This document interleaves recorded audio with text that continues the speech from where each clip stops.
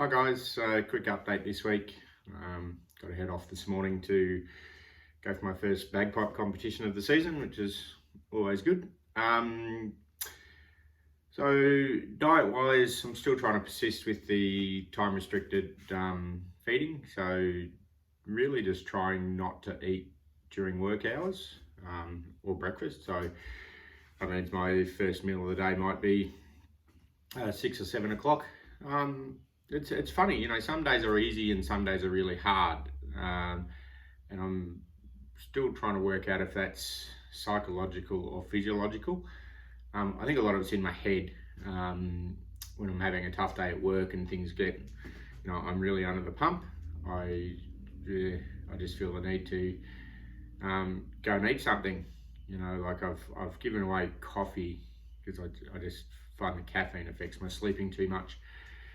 So I think, historically I just go and make myself a cup of coffee and get on with it. Now I'm not doing that. There's obviously some trigger in there.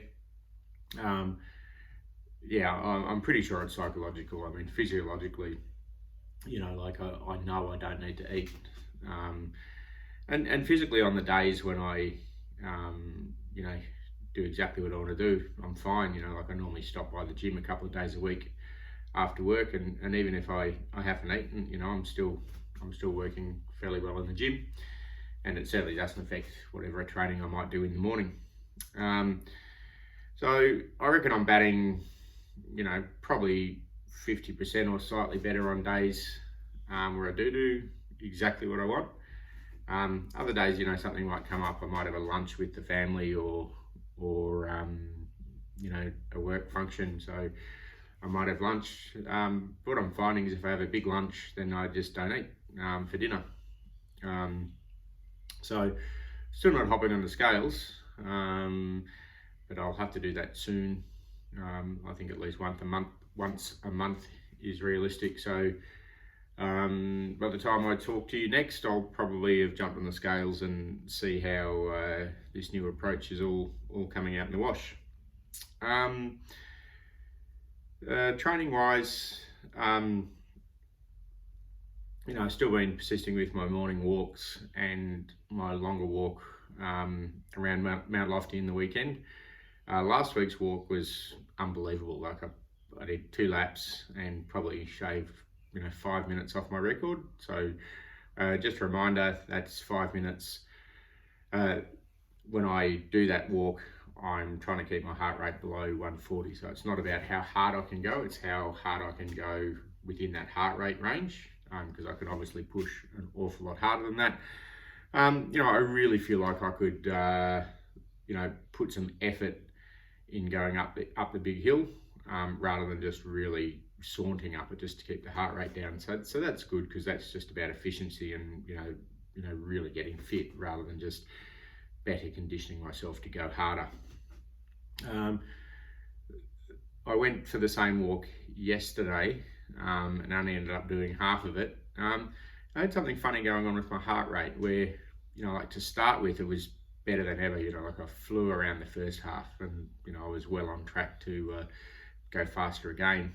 But then I couldn't keep my heart rate down, even at a really low perceived rate of exertion. So even just strolling down a hill, it was just climbing, and I'd stop and it'd come back down. But then when I got going again, it'd be right, and then it'd start going again. So I don't know if it was an issue with the heart rate monitor or just something going on. So I decided to just take it easy and saunter around. I was also having some feet issues. I've got these new trail running shoes and they chop up my heels a bit, so I'm not sure if that's going to be using those for long. Now the other thing I don't know if I mentioned last time, I'd been listening to an audio book called Born to Run. Great read if you're into sort of ultra and all that sort of stuff. Fascinating. I really tend to agree with that whole Born to Run concept. So, am I doing the right thing, not running, until I get to 100 kilos? I should be able to run and I should be able to not hurt myself as long as I'm smart about it. So, yeah, so basically some of my morning walks, I've started to do, some little, on the soft downhill sections, running for maybe, 20, 30 seconds at a time. Feels pretty good. The other thing I did this week,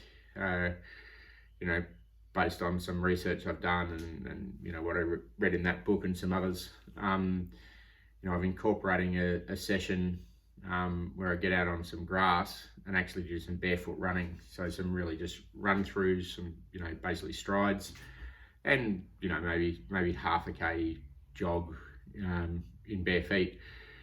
Because a lot of the injury stuff, the heel problems, the foot problems, is about heel striking and just running badly with weak feet. So rather than your feet acting like elastic shock absorbers, they hit the ground really hard through the heel, and that's what causes the impact and the knee issues and the hip issues, and in my case the feet issues. Felt really good when I did it last week. Pulled up fine. So I'll keep doing that and just building it.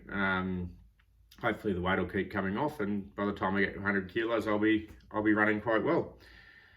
Swimming wise, going well. I reckon, I've probably dropped 5 or 10 seconds on my 100 time, just the time at which I do, 10 by 100s, like I've been doing 10 by 100 on the 3 minute, and I'm, down to sort of 205 for the 100. I was probably nearly 220 a month ago. Feels good. Working on a couple of technique things. The best thing, no shoulder problems. Like, I've had so many shoulder problems, and I've worked out what that was, and I really couldn't activate my lats. Now I'm swimming, and I'm really feeling it much more through the back, which is going to mean that I'm going to be much better once I start going long. So next week's swim, I've actually decided to do a just sort of max distance swim to just see where it's at. I know I can knock out 400s. I'll be interested to see if I can go maybe a K or something. Non-stop in the pool, just for shits and giggles, see what it's like. I had my bike down at the bike shop. I actually tried to get out for a ride on the road a couple of weeks ago, and the brakes were stuffed, and the caliper brakes, disc brakes, sorry. So I don't know too much about them, but there was something wrong in the caliper. So I had to take it to the shop. Took them a while to get it fixed. So I've done a couple of small rides on the indoor trainer. Did half an hour this morning, which is as long as I've done. I've forgotten how uncomfortable bike riding can be, particularly indoor. While that's discouraging that it's just such a pain in the ass, literally, to do it, it just reminds me, like, I'm very overweight. I'm over 120 kilos, and shit like that is going to be uncomfortable, right? So you just got to persist. I've changed a couple of things in the bike setup to try to help. Lifted the handlebars.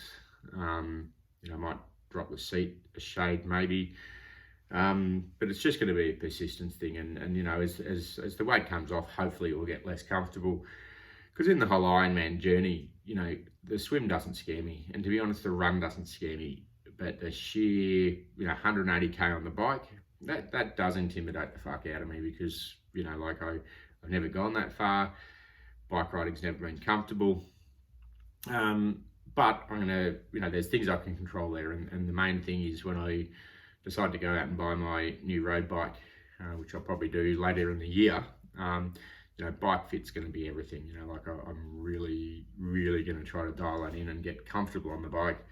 So, I want to get on it. So it's not, I'm thinking, there's a physical effort, and I'm pretty conditioned to dealing with that.